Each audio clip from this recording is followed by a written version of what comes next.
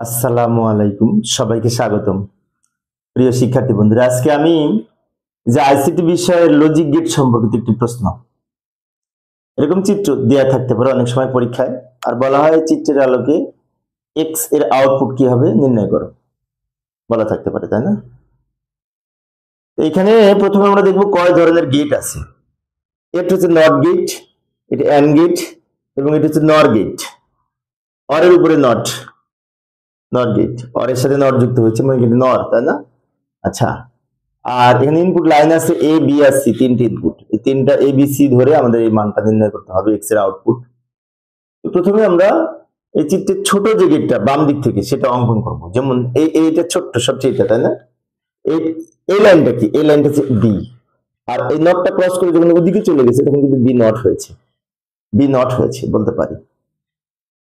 আবার এটা লক্ষ্য করি, এটার পরে আমরা এটা আঁকবো।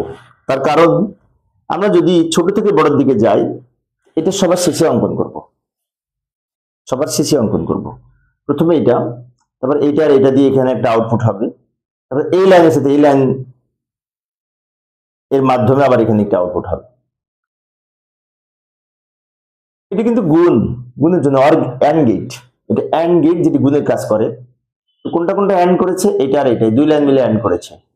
এটা বলতে এ বোঝায়, আর এটা বলতে বি নট বোঝায়। এ অ্যান্ড বি নট বা এ ইন্টু বি নট, এটা লিখতে পারি।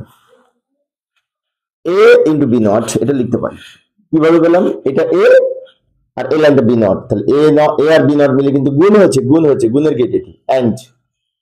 আচ্ছা, এবার আমরা এটার আউটপুট বের করব। এখন এই দুইটা যোগ করে তারপরে নট। এই লাইনটা বলতে এ, সেটা হচ্ছে এক্স এর মান হবে এ বি নট, এই লাইনটা প্লাস, এটা প্লাস এর গেট সি, অর্থাৎ এই লাইনের সাথে সি প্লাস হয়েছে, তার উপরে নট যুক্ত হয়েছে, তাই প্লাস হয়েছে। প্লাসের উপরে আবার নট দিতে হবে। কেন নট দিতে হবে? এই যেখানে নট আছে, তাই না? আচ্ছা, এই নটটাকে অনেকে পূরক বলে, আবার কেউ বার বলে। সমস্যা নেই, নট বললে গেটের সাথে মিল রেখে বলাটা সহজ হয়, সেই জন্য আমি নট বলি। এটা হচ্ছে এক্স এর আউটপুট। এখন এই এক্স এর আউটপুটকে সরলীকরণ করতে বলেছে। লজিক ফাংশন সরলীকরণের নিয়ম অনুযায়ী আমরা সরল করব। এইখানে নিয়ে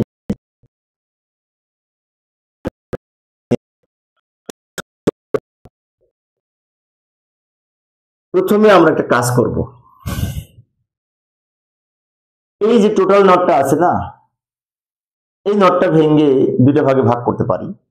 সেক্ষেত্রে প্লাসটা ইন্টু হবে, প্লাসটা ইন্টু হবে। অনেক শিক্ষার্থী মনে হতে পারে ইন্টুর উপরে প্লাস ধরলে তো করতে পারি না। ইন্টুর উপরে প্লাস ধরে না করলে আমরা এটার উপরে যদি এই নটটা দুই খণ্ড করি তাহলে আমাদের অঙ্ক করা সহজ হবে, সহজ হবে। যেমন এটা যা আছে রেখে দিলাম, প্লাসটা ইন্টু করার কারণে এই উপরে নটটা ভেঙে এখানে অর্ধেক আসবে, প্লাস ইন্টু হবে, আর এই সি নট হলো। ভালো করে লক্ষ্য করি, একটু খেয়াল করি। ডি মর্গেনের প্রথম উপপাদ্যে বলা আছে যোগের পূরক সমান পূরকের আলাদা আলাদা পূরক করে তার গুণফলের সমান হয়। যোগের উপরে যদি পূরক থাকে তাহলে ওই পূরকটাকে ভেঙে দুই খণ্ড করা যায়, কারণ আলাদা আলাদা পূরক করে তাকে গুণ করলে সেম হয়। তাই প্লাসটা ইন্টু হবে আর উপরে নটটা ভেঙে আলাদা হবে, ডি মর্গেনের প্রথম উপপাদ্য অনুযায়ী। এবার পরের লাইনে আসি। পরের লাইনে আমরা একটা কাজ করতে পারি। এই যে এখানে কিন্তু ইনটু আছে, এই টোটাল নটটা ভেঙে আমরা দুই খণ্ড করব, দুইটা চলকের উপরে আলাদা আলাদা দিব। সরলীকরণের ক্ষেত্রে একটি বিষয় খেয়াল রাখতে হবে, বড় নট যদি থাকে উপরে তাহলে সেটা ভেঙে ভেঙে আমরা ছোট ছোট করব, তা নাহলে কাজ করতে পারবো না। সেই জন্য যেমন এই যে ইনটুর উপরে যে নট আছে, তো এই নটটা ভেঙে দুই খণ্ড করা যাবে, ইনটুটা প্লাস হবে, তাহলে A double not plus, sorry, A not plus B double not C not.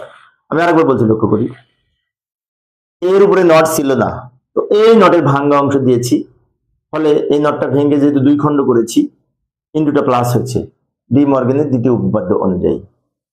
এখন আমরা পরের লাইনে জাস্ট এই ডাবল নট তুলে দিব যে বি হবে, কারণ এই ডাবল নট সমান এ নট অপারেশনের ক্ষেত্রে, সেক্ষেত্রে আমরা লিখতে পারি এ নট প্লাস বি হবে, এখানে যা আছে রেখে দিলাম।